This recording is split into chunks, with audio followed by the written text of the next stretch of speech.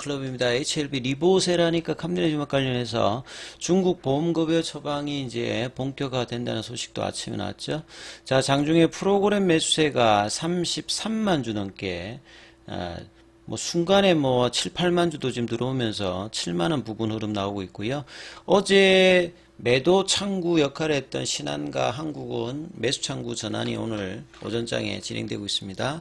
자, 이 부분 한번 살펴봐 드리겠습니다. 먼저 기사 관련되는 부분 좀 살펴봐 드리면, 작년에 제가 이제 중국 쪽에 이제 이 의료보험 관련되는 부분 보험급여 이제 적용된다는 기사도 한번 중국 사이트에서 한번 소개해 드린 적이 있는데요. 리보세라니까 캄리네주막 중국 보험급여 이제 처방이 본격화된다는 소식이죠.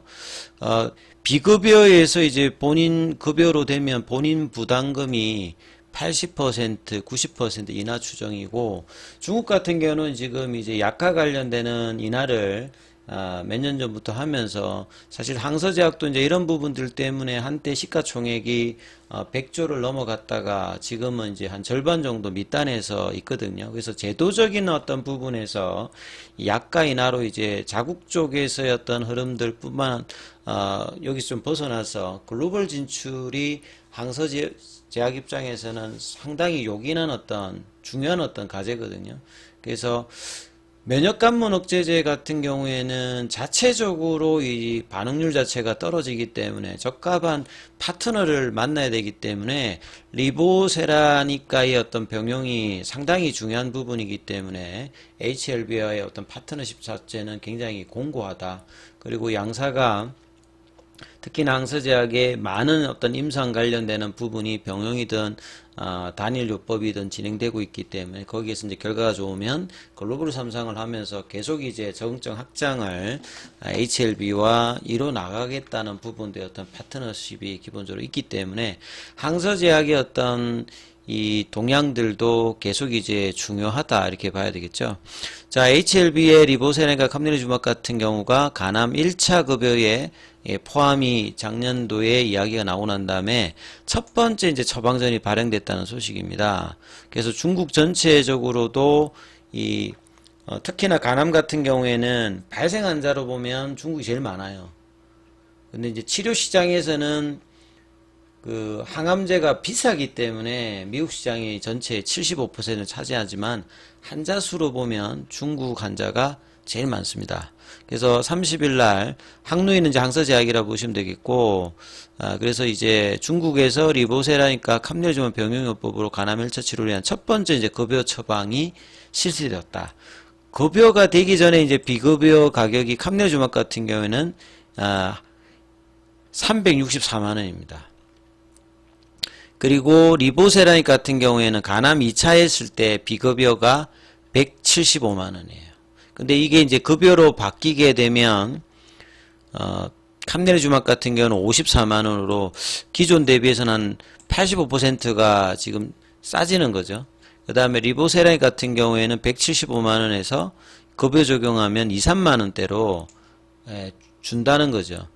그래서 작년 12월 달에 중국 국민기초의료보험이라든지 산업재해보험, 출산보험, 약품 목록에 이제 등재됩니다라는 부분 현지 기사를 제가 소개를 해드렸고, 이제 1월 달부터 이제 적용되는데 실제 이제 처방이 되는 거는 최근에 이제 일이다.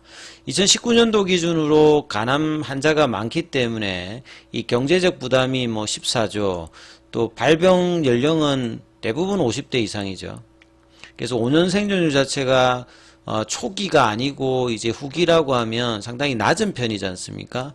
그래서 이제 치료제 관련된 옵션이 필요한 상태에서 리보세라니까 캄리네주막 같은 병용요법이 보험에 이제 급여에 포함이 되면서 새로운 어떤 치료 옵션 제공을 비롯해서 환자의 어떤 경제적 부담을 줄이는데 상당히 기여할 것으로 보여지고 있죠. 이미 리보세라닉 같은 경우는 22년도 기준으로 중국에서만 7천억대 중반입니다. 그리고 캄리네주막 같은 경우에는 1조 8천억 대니까 매출만 보면 블록버스터죠. 그래서 이제 중국 이해지에 특히 미국이나 유럽 관련되는 부분들을 허가 관련되는 이유에 성장의 기대감이 높은 편이다 이렇게 보셔야 되고요. 자, 그리고 HLB 관련되는 기사는 오늘 참 많이 나왔습니다. 최근에 이제 어제는 계열 종목들도 막 움직였지 않습니까? 예, 과거하고 좀 다른 패턴입니다만 HLB가 먼저 끌고 이제 숏스키즈 구간에서는 계열 종목도 이제 올라가서 어제 뭐 HLB 생명과학이라든지 테라피틱스, 글로벌도 월봉에서는 추세 전환이 나타나서 추가 상승의 어떤 흐름들이 나올 수 있는 어떤 구간까지 이제 주가는 일단 올려놓은 상태죠. 자, 그리고 아침에 보면 이제 이게 뭐 인공지능으로 뭐 기사를 만든 것 같아요. 이 뭐 김준영 기자인데 자기가 뭐 썼다기보다 제목만 이렇게 바뀌어가지고 계열사를 한번 다 다뤘어요.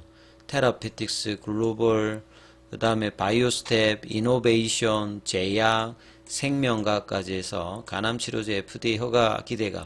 실질적으로 이제 HLB가 이제 그 관련이라고 하면 생명과학 같은 경우는 한국이라든지 몇 개 국가에 이제 판권 관련되는 부분에 리보세란 관련되는 부분을 가지고 있고요.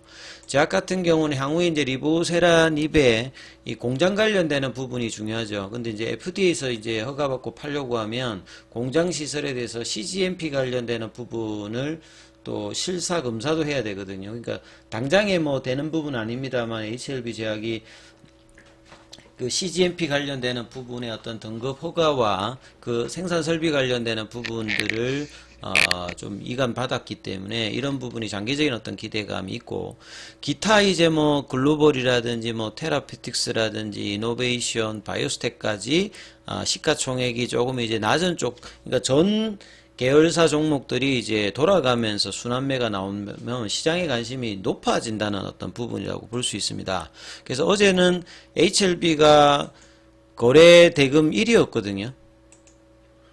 오늘도 지금 보시게 되면 HLB가 삼성전자에 이어서 지금 장중에 오전장에 지금 3천억대 지금 거래를 만들어내면서 계속 이제 최근에 어떤 숏스키즈 이후에 거래 대금도 많이 폭증하고 계열사까지 그러면서 시장에서 가장 중요한 지금 종목으로 단기적으로 지금 나와 있고 시장의 관심이 폭발한다는 거죠. 그러면 공매도 입장에서 이런 분위기가 굉장히 부담스러운 거죠.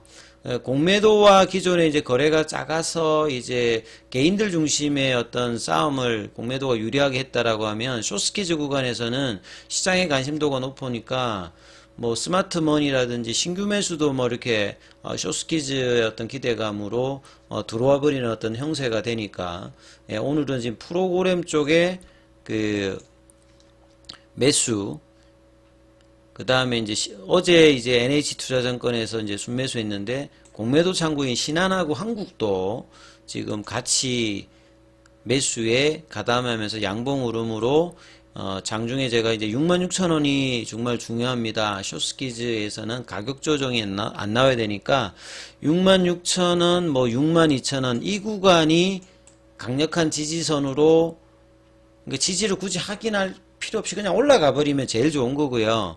굳이 이제 지지선을 둔다라고 하면 66,000원, 62,000원 구간이고 66,000원이 제일 일단 센 쪽에 보이는 것이다.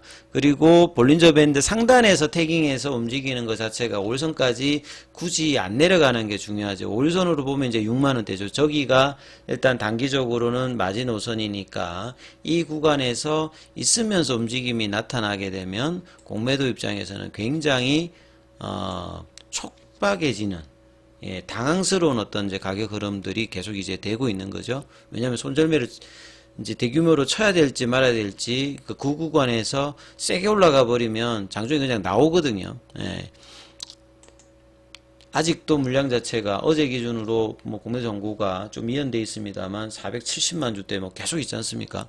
그리고 생명과학도 어제 윗골이 나왔습니다만 여기도 갭업 시켜서 지금 어제 고가, 그리고 어제 이제 월봉상으로 여기도 추세 전환을 돌린 거거든요. 그래서 이 흐름들, 그 다음에 테라피틱스도 어제 돌렸거든요. 그래서 이 흐름들이 유지되면서 테라피틱스는 오늘 뭐 강보합권입니다만 생명과학이 11%, 제약은 이제 좀 더 올라가야 이제 이 추세 전환 가격권에 들어가는데 생명과학이 가면 이제 제약도 이제 올라가는 흐름들 나올 수 있고, 글로벌 같은 경우에도 추세 전환은 이제 HLB의 다음에서 했다는 말씀을 좀 드렸죠. 그래서 HLB뿐만 아니라 계열사까지 동반해서 올라가는 이 구조 자체를 얼마까지 이제 밀어 올려주느냐. 가장 중요한 부분은 한 설 전까지는 숏스퀴즈의 어떤 기대감이 굉장히 많기 때문에 이 부분만 이탈되지 않는다라고 하면 뭐 추가적인 어떤 상승의 어떤 기대할 수 있는 어떤 구간대이기 때문에 유지 조건만